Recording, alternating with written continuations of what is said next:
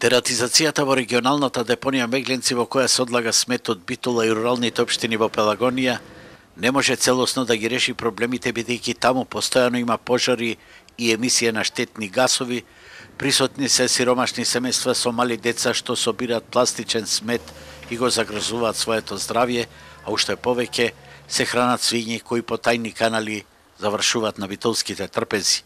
Затоа треба да се најде трајно решение со постојан мониторинг или вработување на повеќе стражари.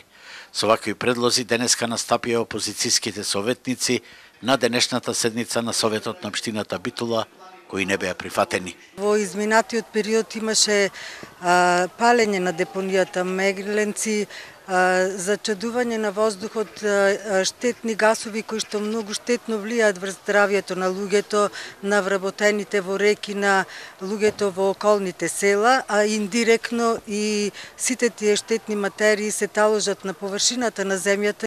Назад со години таму се хранат животни, шетаат деца и дека очигледно е дека јавното претпријатие не може да воспостави услови за депонијата да биде заштитена од надворешните фактори.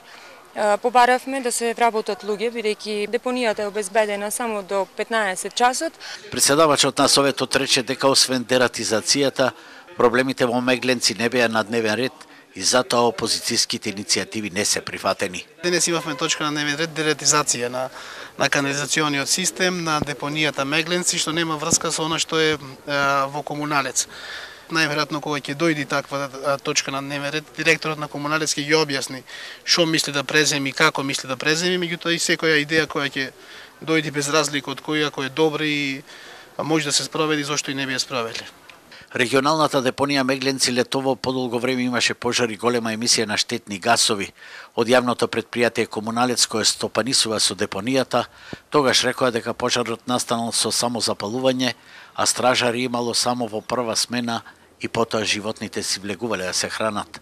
Опозицијските советници велат, ако власта има пари за вработување на своји роднини, нека вработат и повеќе стражари и да овозможат софистициран мониторинг во ова жариште на аерозагадување.